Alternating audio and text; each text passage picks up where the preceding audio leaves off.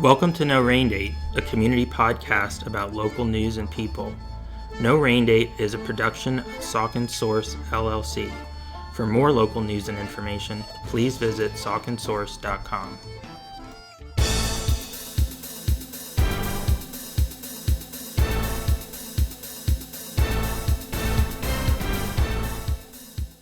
Hello, No Rain Date listeners, and welcome to another episode of your local news and interview podcast, No Rain Date. I'm Josh Popichak, your host for the podcast and the publisher of Saucon Source, and these are the headlines for the week ending April 3rd, 2021. We're coming into Easter weekend, so I wanted to start off by wishing those of you who celebrate Easter a very happy Easter and a safe holiday.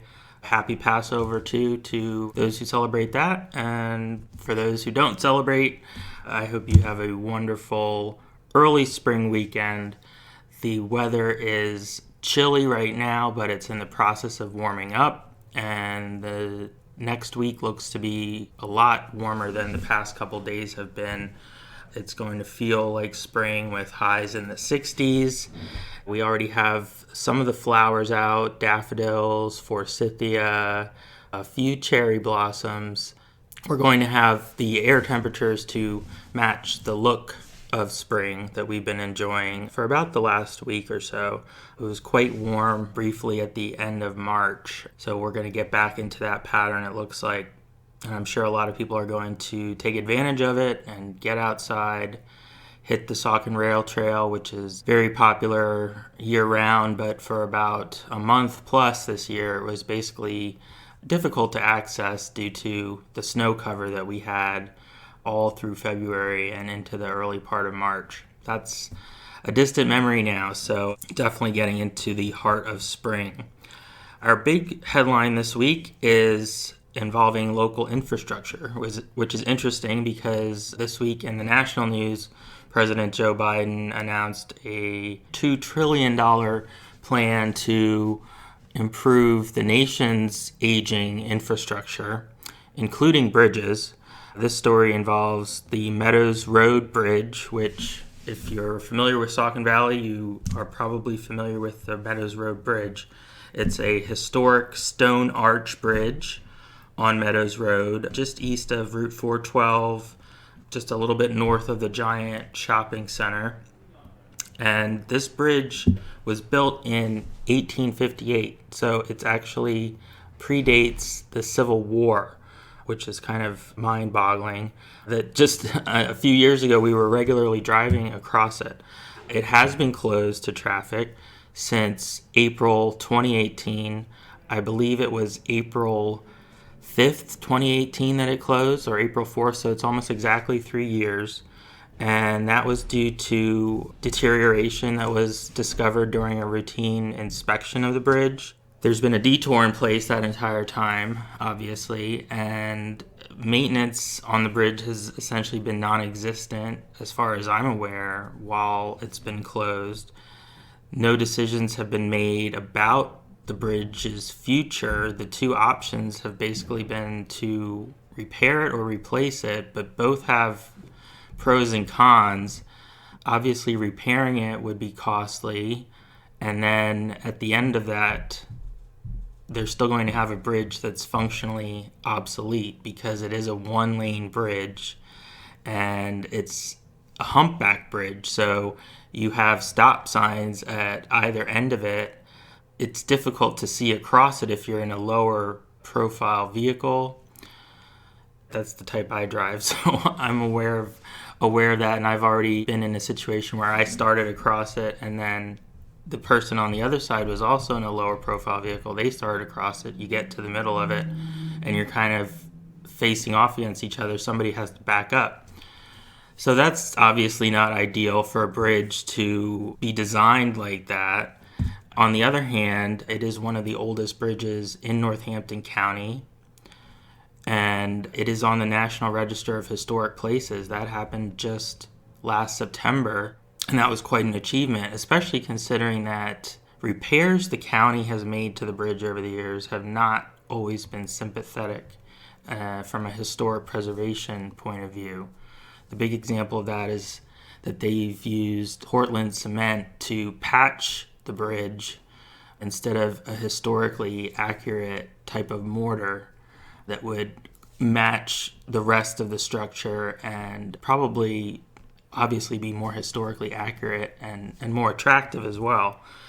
So those are the disadvantages of repairing it.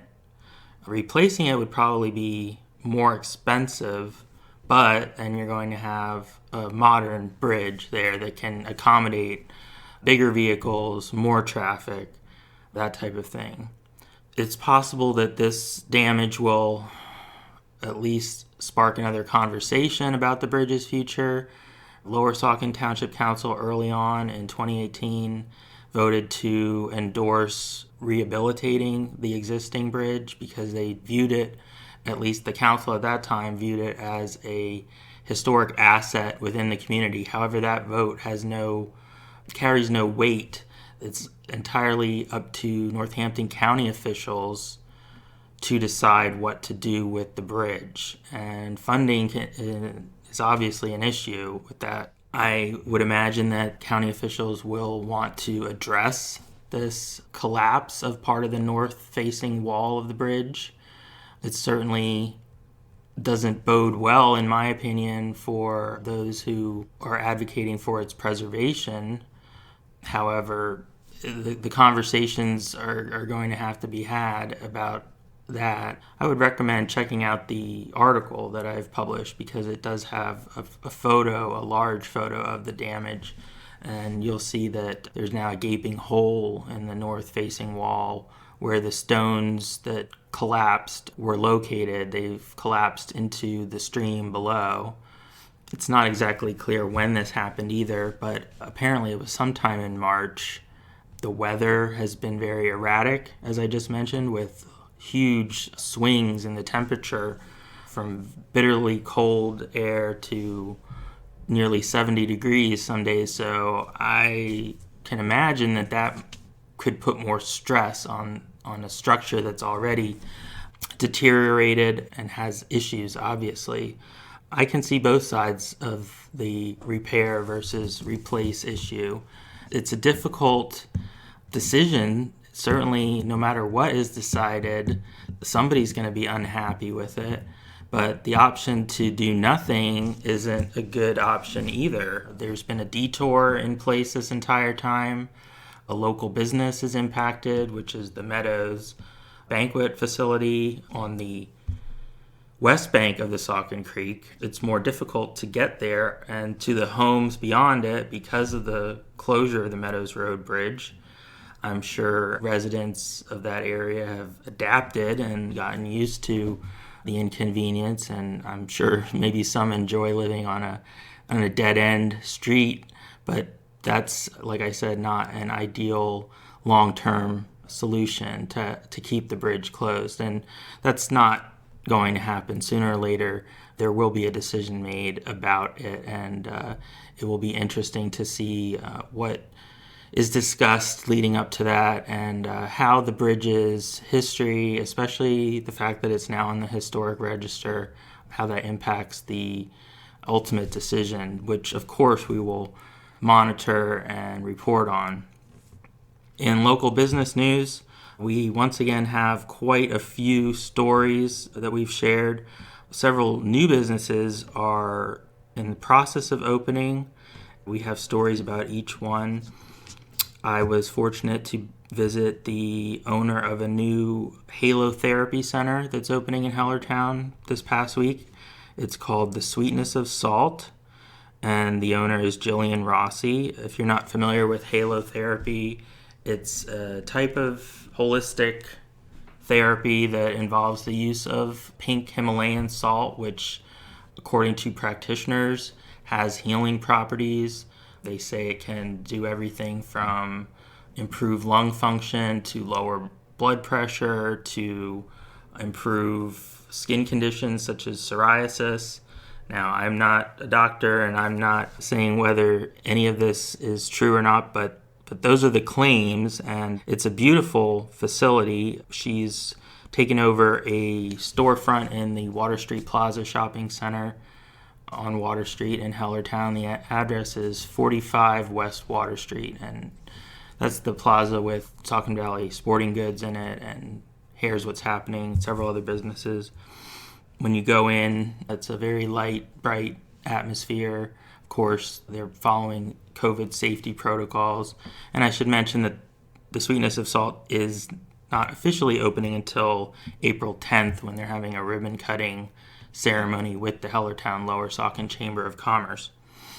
But inside, there's a room that's been created that functions as a salt cave. And a salt cave is a naturally occurring underground chamber in which traditionally people have gone for this restorative therapy, this halotherapy. They will relax in some type of reclining chair and have a blanket over them because it tends to be cool, obviously, in a cave. And this will replicate that environment. She has zero gravity loungers in this salt cave, which has 2,200 pounds of loose pink Himalayan salt on the floor, if you can picture that. It's actually been distressed. The walls have been distressed to create the look of a cave, and the lighting is dim. There are pink Himalayan salt crystals in sections of the wall. So you really do get that feeling of being in some type of underground room, which is pretty neat. And I didn't have the full effect, obviously, because I wasn't there to have a halotherapy session, but they last 45 minutes. You have soothing music playing, and so it sounds like a very relaxing experience. She has a great website where you can find more information about that, and of course Facebook and Instagram. So the Sweetness of Salt, check that out. Like I said, there will be a ribbon cutting April 10th. You can put that on your calendar. Over at the Promenade Shops, there are a couple of updates to share. One is that a designer gown boutique, which also offers tuxedo rentals, has opened as of April 1st. It's called La Femme Boutique, and it is a large store. I did not go into it, but I drove by it the other day to get a couple photos. Looks like they have a great selection of gowns. Obviously, we're coming into prom season, and while not every school is sponsoring a prom, I'm sure some are, and some that aren't. Perhaps families will be organizing some type of activity outside of school. I know that happened last summer. I just hope that everybody is safe in doing that if they decide to do that. But clearly there's a demand for formal wear, and not just for proms. Wedding season is coming up, and graduations, of course. So I think they will do a good business. There aren't any stores like that in the immediate area. You would typically have to go to Quakertown or Whitehall, Bethlehem, one of the bigger shopping areas, to rent a tuxedo or purchase some type of gown.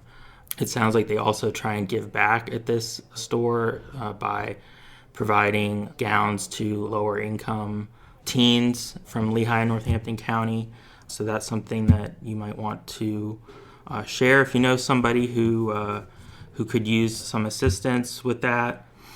The other news from the Promenade is that a European Wax Center is going to be opening there sometime this summer. They did not give an exact date, just summer 2021, but European Wax Center is a chain of hair removal businesses. They have more than 800 locations nationwide, and they do have other locations in the Lehigh Valley. They have 2 in the Allentown area and 1 in the Easton, Lower Nazareth area. So certainly some readers are already familiar with them, but this will be more convenient for local residents who use their services. They have waxing services for both men and women, and I linked out to the full list of those in the story, which was published on Friday. And then our last business update is about a landmark business, actually, and it's a food business. This would be Gritta's in Richland Town. And Gritta's is a landmark on Main Street in the borough of Richland Town. It's been there since 1967, operated by the Gritta family. It's essentially an outdoor seasonal ice cream stand. They also sell hot dogs and other types of fast food, a lot of, fries, burgers, comfort food, if you will. They're famous for their soft ice cream. The business was recently sold to another family, the Carrs, which was precipitated by Michelle Gritta's illness. She shared with us that she had COVID-19 and actually had severe symptoms because of it. That was last year, and that sort of prompted her to rethink the amount of time that she was putting into the business. Obviously, when you run a business like that, it's extremely time consuming, and they ultimately decided that they did want to sell it. And it sounds like that was a decision that wasn't made hastily, but with a lot of thought and consideration to the history that they have in the community. It's certainly a beloved landmark in Richland Town, which does not have a lot of businesses either. This is one of the few eateries in that immediate area. There's also Alchemo, which is a great Italian place down the street, but for that type of food, there's not much else in the immediate vicinity. So it'll be interesting to see what updates the Carr family makes. I know they're going to be adding some things to the menu and developing a website, which Gritta's hasn't had before, so that's exciting. We'll certainly provide an update when they announce an opening date. I believe that's going to be in May sometime, but check back with Saucon Source for more information about that in the weeks to come. Also, business-related news in a way. We had a story about gas prices, which have been very high over the past couple months. They're remaining high right now in Hellertown. The average price is between $2.99 and $3.09 a gallon. This is up and down the 412 corridor. The cheapest gas as of Saturday was at Turkey Hill and Citgo, which were both selling a gallon of regular unleaded for $2.99. This is above average for the Allentown area, where the average price of a gallon of regular unleaded is $2.94. That, however, is also above the national average, which is $2.87. Still not great. If you look at the context, that's the highest the national average has been in at least 18 months. I was on gasbuddy.com, and the graph did not go back further than October of 2019, but suffice it to say, it's quite high, and it's concerning some people, particularly those who drive for a living. That's a lot of people, commuters too. The factors behind this are primarily supply and demand. I know a lot of conspiracy theories tend to pop up regarding gas prices, but if you look at the production levels, that is really the driver behind these high prices.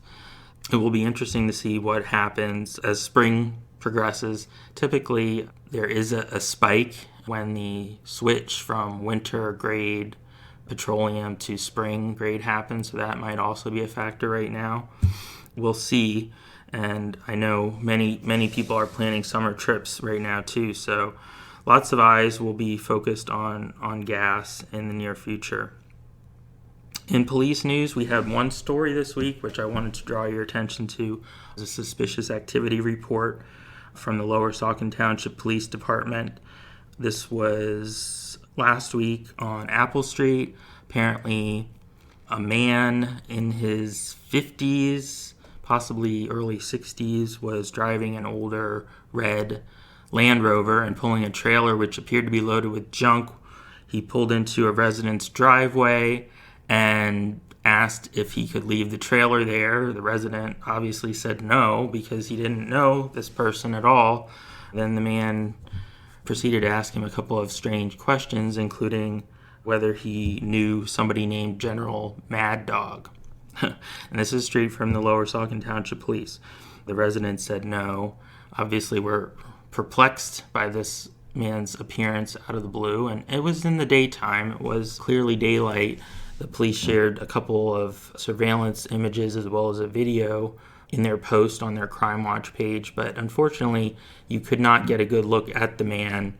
Of course, it's possible that this was an innocent person who was confused or lost or, just having some type of mental episode and maybe there was no ill will meant, but certainly it's good to err on the side of caution, and that's what the resident did by reporting it to police, and police in turn shared it with the community. And I always try and share that type of story because you don't know what somebody's motives could be, and it's better to be safe than to be sorry. So we did have that story. Lastly, we had a letter to the editor this week. We do publish letters to the editor about topics of interest from people in the community. This was in response to a recent op-ed that we published about the Equality Act and advocating that U.S. Senator Pat Toomey from Pennsylvania support the Equality Act. The Equality Act would ban discrimination against LGBTQ people throughout the United States. Many states, in fact 29, including Pennsylvania, do not have constitutional bans against discrimination of LGBTQ people, residents. The National Federal Equality Act would supersede the states and effectively eliminate that issue, which is an issue because it can affect somebody's ability to get a job, purchase a product, rent a house or an apartment, buy a house. There are a number of ways that LGBTQ people continue to be discriminated against, and it's unfortunate. So we had a letter to the editor that endorsed what the op-ed discussed. We encourage, all points of view, and as long as they're respectful, anyone with a letter to the editor can email it to me at josh@sauconsource.com for consideration. Like I said, it should be signed, and it should include the author's hometown so that we know that it's a local person that wrote it. It doesn't have to be anything more specific than Hellertown or Bethlehem or Easton, but that's important for the sake of transparency, especially in this day and age. So I just wanted to put that out there. That's our news roundup for this week, and we thank you for joining us. We'll see you again next week. Here at Saucon Source, our mission is to provide information and make it as available as possible to the people in our community. A large part of that is a public service, and we're grateful for the support we have from local advertisers because that revenue helps keep the information flowing to you, our readers and listeners. Local news production does cost money, and that's why we've also introduced a voluntary membership option on Saucon Source, and we'd like to tell you a little more about that. Essentially, the membership is a recurring monthly contribution that shows your support for the work that we're doing. It helps guarantee that the information will remain free and accessible to you as well as to others in our community, and it also helps fund our future growth. Saucon Source is growing and we're expanding our coverage area. The more support we receive from the community, the better coverage we can provide and the more useful the site will be to you. So that's why we would invite you to visit our membership page on the website, sauconsource.com. You can do that by clicking on Join under My Saucon Source, which you'll see on the right side of your screen if you're on a desktop, or at the bottom of any article page. You'll see several membership options, including a monthly membership for $7, a 4-month membership for $25, or a yearly membership for $70. These are strictly voluntary contribution levels, and they're not any part of a paywall. There's no requirement to contribute, but we are grateful for those who have already done so, and we hope that you will consider purchasing a membership in the future. Doing so is quick and easy. You can do it securely online, and you can cancel at any time. Thank you again to all our current members, and thank you for considering becoming a future member. This week on No Rain Date, it's my pleasure to welcome our special guest, Independent Transportation Network of the Lehigh Valley Executive Director, Jessie Shapell. Thanks for joining us. Thank you so much for having me. Absolutely. We're big fans of yours and appreciate, all the support you've been giving Saucon Source. I should mention that ITNLehighValley is also an advertiser, and we certainly appreciate that. We wanted to bring you on the show to talk more about the unique services you offer, especially local seniors, and some new exciting services that you have related to COVID-19. But I wanted to start off just by explaining to listeners that ITNLehighValley is a nonprofit organization that serves individuals who are over 60, as well as visually impaired residents 18 and over in Northampton and Lehigh counties. So that's obviously a big area and includes Hellertown, Lower Saucon, our home turf. Can you talk a little bit, Jessie, about the organization's history here in Lehigh Valley and why was it founded in the first place, and who are you helping and how? Yeah, absolutely. So ITNLehighValley started in our area in 2013, and it actually started in Hellertown. And, we are our own 501c3 nonprofit organization, but we are affiliated with and modeled after a transportation program put in place called Independent Transportation Network, or ITN America, is kind of the founding entity that put out, recognized a need for transportation for seniors and put out a model that was adaptable to multiple communities all over the country to use in their own communities.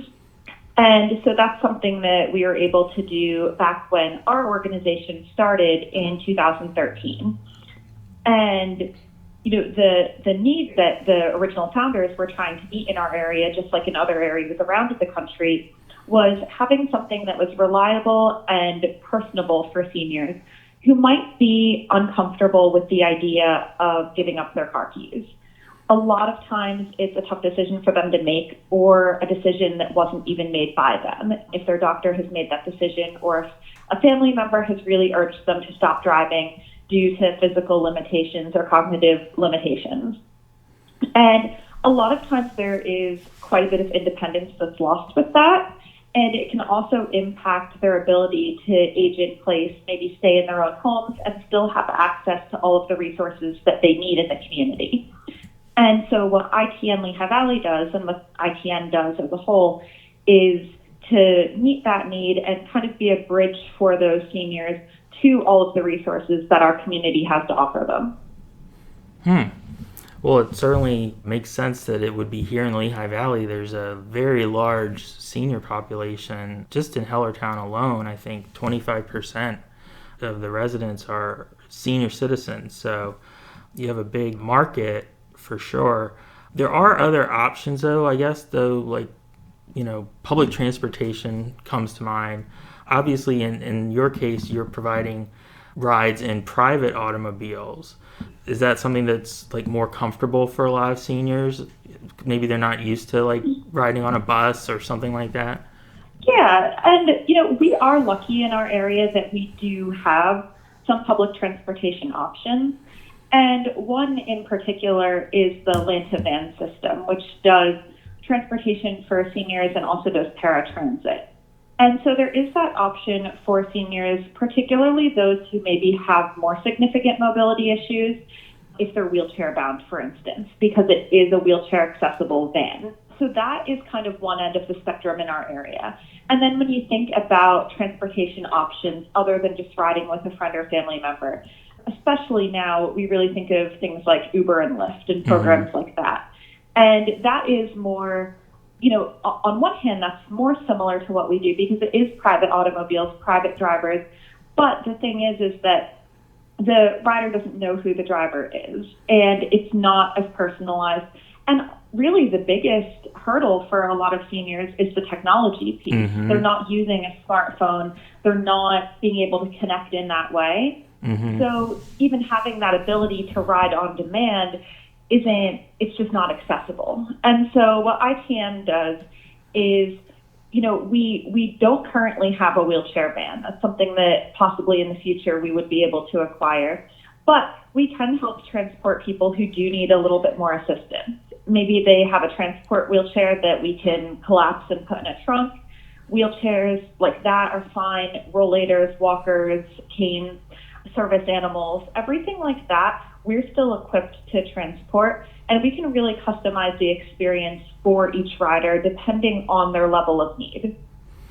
That's interesting that that's a great point. And that's interesting that you mentioned the accessibility issues with the technology for Uber and Lyft, because at first I was thinking, well, yeah, why not just use Uber? But then I'm thinking, well, wait a second. I've even struggled with the app. So I don't know, if a 75, 85-year-old person would, have that level of comfort scheduling a ride that way, it might be problematic. And another thing that I see that you offer too, that goes above and beyond what Uber and Lyft do, is you have help available for the rider once they reach their destination. So if they need assistance getting inside a building or with packages or something like that, that's typically offered. Yes. So at our core, and I'd say most simplistically, we do transportation. And some of our members, that's all they need. They really just want to get from point A to point B and have a reliable way of doing that. But a lot of seniors and visually impaired adults in our community do require or prefer a little bit more assistance than that. So maybe they feel more comfortable if they're going to a doctor's office in a large hospital, for instance. If somebody walks with them to the suite to make sure that they get there okay. Or, we've seen that a lot with the vaccine rides now that more people are getting vaccinated. It's a new and sometimes scary experience for people. And a lot of times we've seen, especially with some of our visually impaired riders, some of the larger vaccine clinics are not as accessible as maybe they could be and can be a bit overwhelming for people who have visual impairments. And so having somebody who has the ability to kind of guide them through that and be a helping hand, like you said, things like groceries too, bringing groceries in from the vehicle, all of that. And it varies from person to person, but it makes it so much more accessible for people who do need a little bit more help. Mm-hmm. Yeah, I can see how with the vaccine, you're already sort of maybe anxious because it's, health related, and, then you add into the mix the complications of getting there. That's stressful, and if you can eliminate some of the stress by having a ride where you don't have to worry about, how you're getting there, it seems like that makes a lot of sense. One thing too is that, we are a relatively small organization despite having a pretty large scope. And so a lot of the member riders do tend to, especially if they have kind of recurring rides, maybe they go to the grocery store every Wednesday, or they go to the hair salon the same time each week. It's a pretty frequent occurrence that they have the same driver or the same few drivers. So they start to be able to build a rapport with them then. They know generally who is going to come pick them up, or, what one or two drivers they might have most of the time. And it can make them feel a lot more comfortable, especially when a situation comes up that is a little bit less comfortable, like a vaccine trip, or, some of those more serious medical rides, like cancer and dialysis treatments or cancer testing, and things that, where anxieties are really high anyway. To have a familiar face there and somebody who they know assisting them is an extra peace of mind. Oh, thanks for pointing that out. That's good to know. How far in advance do rides need to be scheduled, and how does payment work for the rides? And can you also talk a little bit about the cost? Yeah, so as far as how far in advance rides need to be scheduled, we ask that rides be scheduled with us by 3:00 p.m. the day before, whenever possible. And what that does is that allows us to make sure that we have a driver available for whenever the rider wants it. That way they're not waiting. We don't, especially now due to COVID, really do ride sharing. And so it's not something or a situation where maybe somebody has an appointment at 11 o'clock and they have to be picked up at 9 instead due to the routes that we're driving, and have to get there super early or wait in a crowded waiting room for a long time.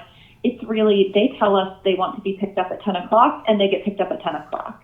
So, in that regard, the earlier that people can get on the schedule, the better. But we kind of set that cutoff at 3 p.m. Mm-hmm. Now, things do happen sometimes, and we do work with people as much as possible. So, sometimes you wake up and have an issue and the doctor can get you in later that day. We are not emergency transportation. We can't provide emergency services because, we're transportation based, not medical based. But when things like that come up and situations arise, we try to work with the member riders as much as possible to make those last minute rides occur, which is possible mostly because most people are able to schedule in advance and we can kind of get those drivers on the schedule and know where they're going to be. Great. That sounds like a good system for scheduling.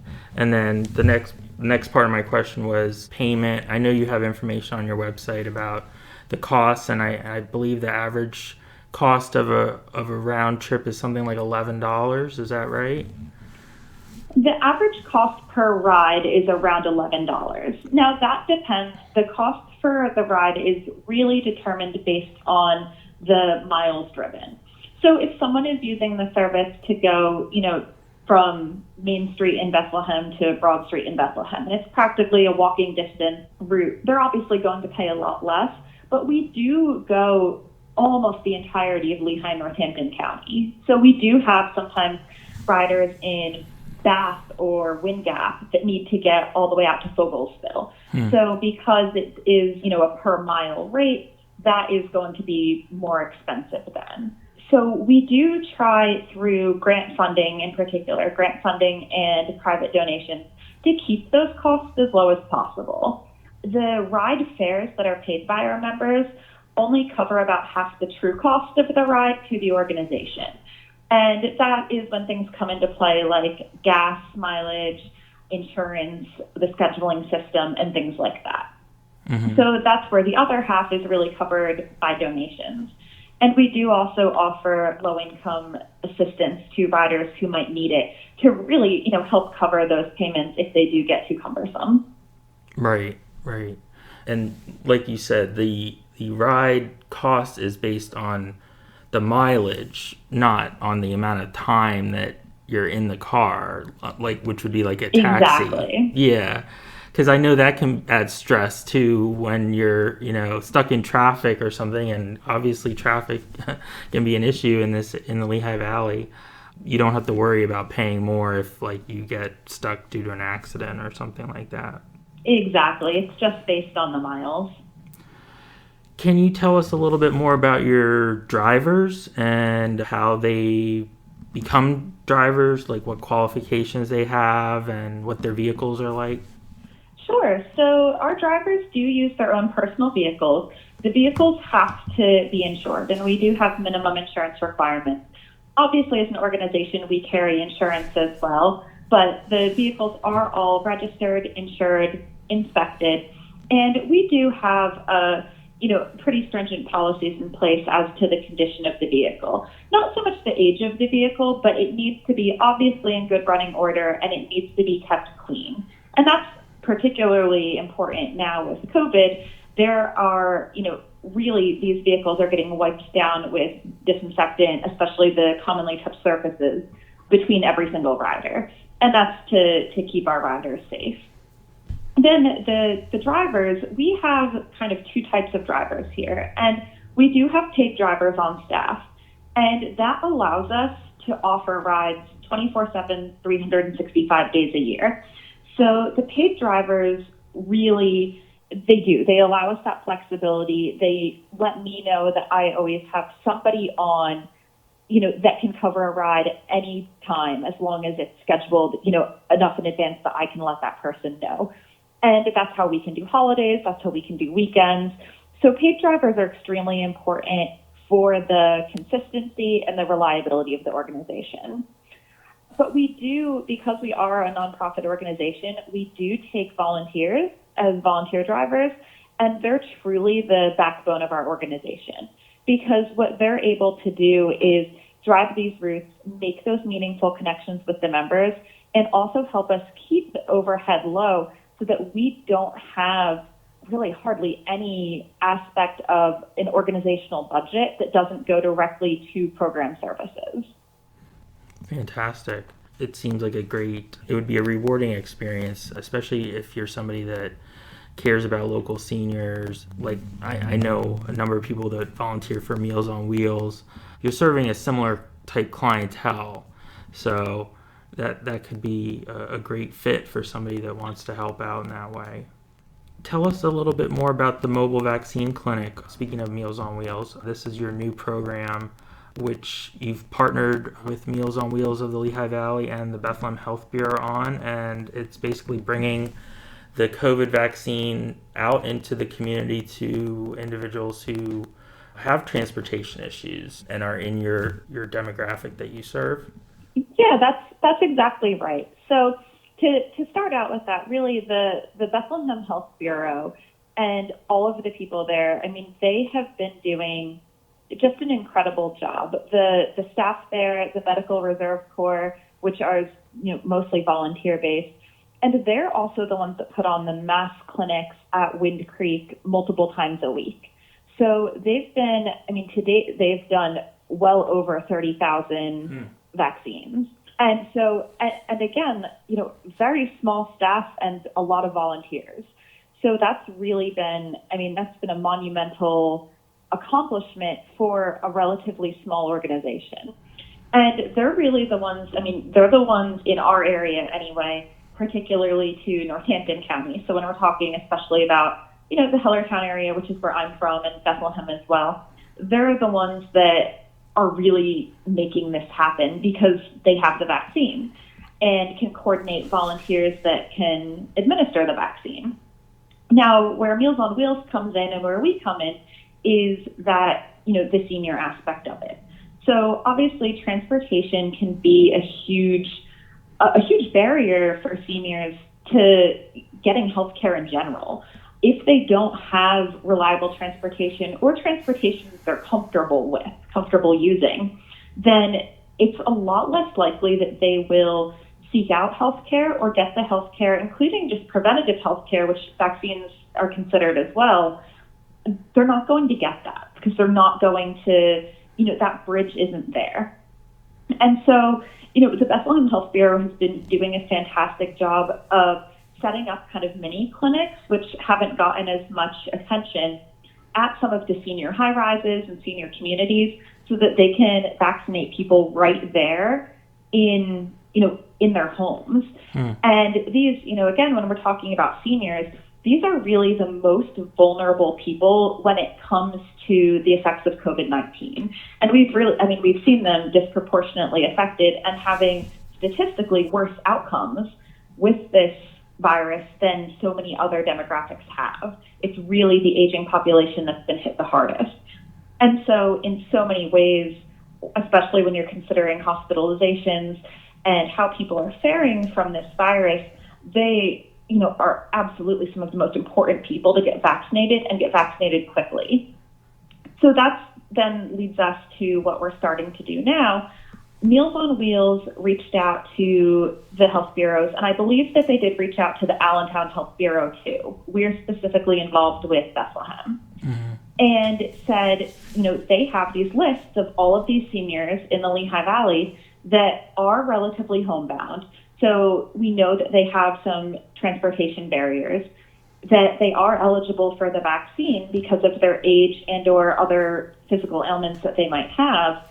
And, they don't have access. They don't have access and they need access. And so Meals on Wheels suggestion was for the Bethlehem Health Bureau or the Allentown Health Bureau to travel the Meals on Wheels routes to vaccinate these individuals in their homes as well, just like we would at, some of the senior high rises. It's a little bit more complicated because with each vaccine given, a medical professional has to wait for 15 minutes at a minimum. It can be 30 minutes if the person has had a history of anaphylaxis, and they have to wait and monitor them. So when you're talking about going into individual homes, especially, private family homes, that's a minimum of a 15-minute wait per home, not to mention the travel time. Right. And so it is a pretty big undertaking. And that's when this started to come together and they started to get these routes that the Bethlehem Health Bureau reached out to us at ITN to see if we could supply drivers for this to drive these routes so that the vaccinator and the vaccination team, which is a vaccinator and a scribe, can really quickly get out of the car, get in, give the vaccine, spend about 15 minutes doing some of the paperwork, getting the information, and then they don't have to worry about finding parking or figuring out on a GPS where to go next. The driver already knows and is en route the second that they get back into the car. Huh. Wow, that's awesome. So you're in a way you're kind of the middleman between the Health Bureau and the recipients, and Meals on Wheels provided the information that's being used. Yeah, Meals on Wheels provided a list. Now they obviously got permission from anyone on their membership that is on the list, but of those names and addresses of individuals who are eligible for the vaccine but have not, for whatever reason, been able to receive it yet. I understand. I think that's great. And you just started this Monday, so you really probably do you have any sense of how it's going so far? Yeah, so Monday was the pilot, and we started in Hellertown. That was kind of first, actually. So it was Hellertown, Fountain Hill, and South Bethlehem were the first routes. Yay. And obviously there are many routes.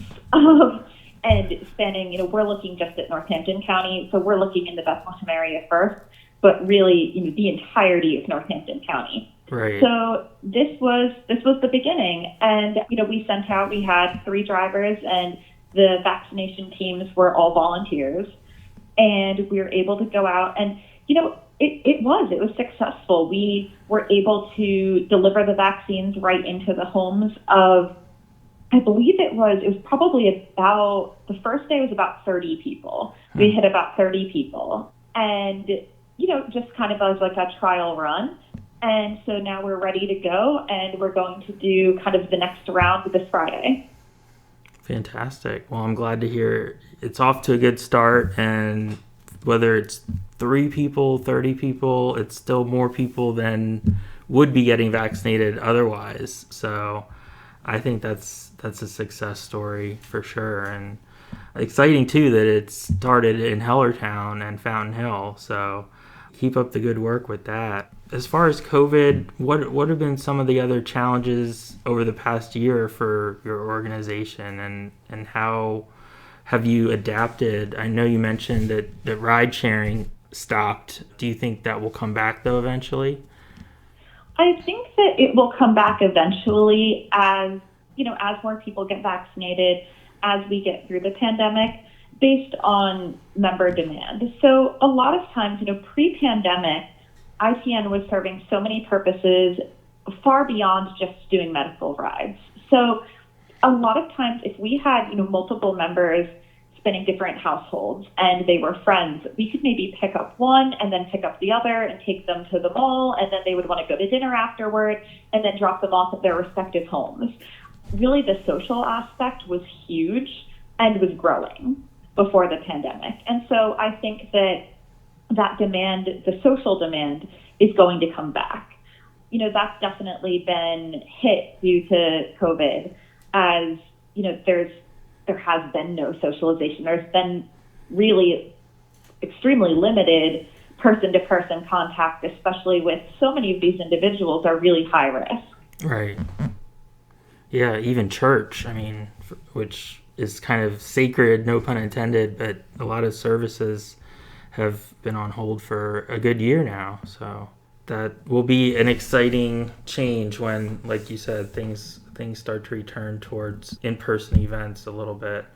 Another thing that I wanted to highlight is that you have something called a car trade program, which allows seniors that maybe aren't using their cars much anymore or using it at all, they can trade it in, and basically the value is transferred to them in like credits for rides. Is that how that works? Exactly. So this is a program that hasn't been utilized much yet, especially this past year due to the pandemic. But yeah, that's basically right. Sometimes, if people have a vehicle and then they have given up driving. And the vehicle sits and then it devalues as it sits. And so they do. Anyone who is a member with us has the opportunity to trade in the vehicle.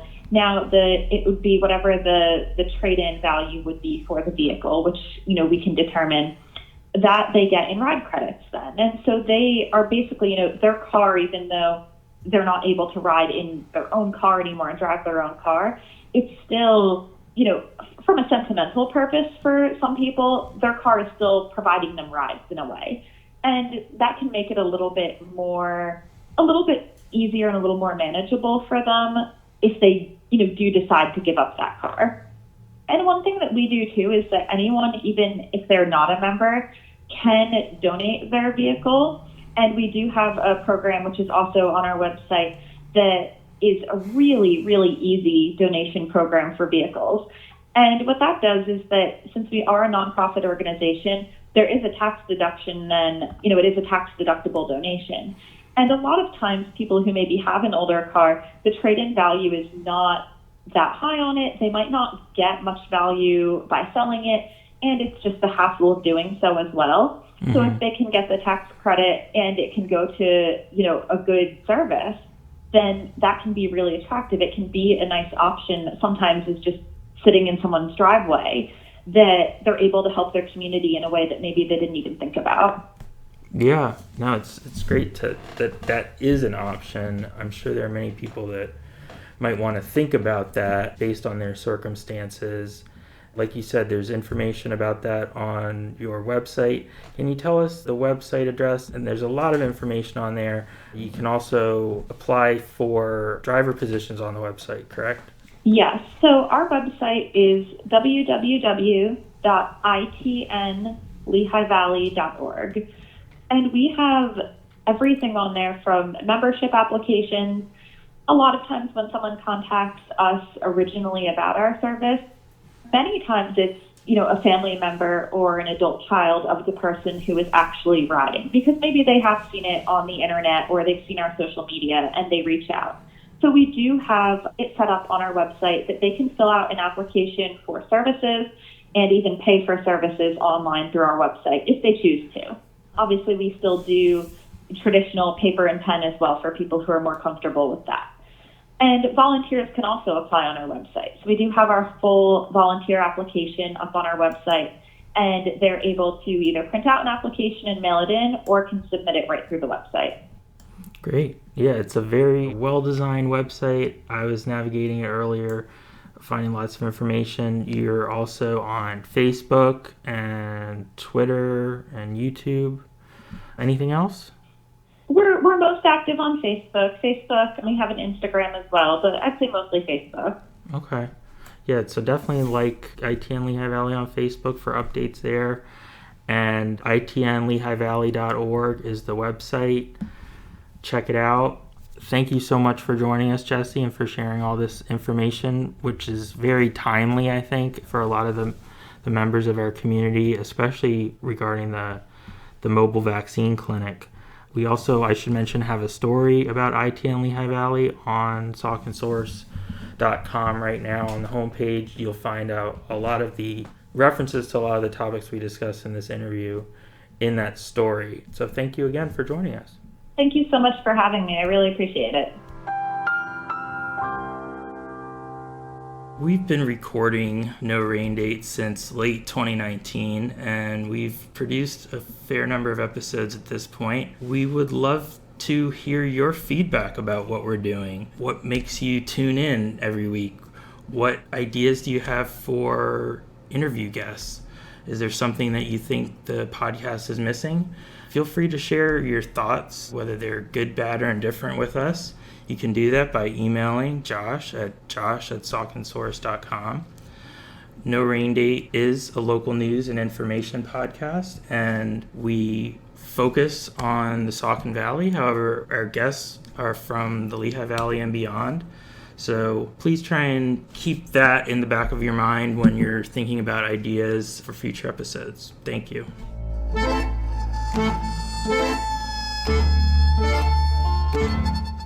No Rain Date is an original production of Saucon Source, LLC.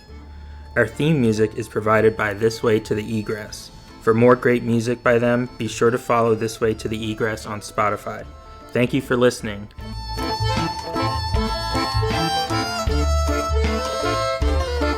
Every night, he climbs the tower, sees your face on every dollar.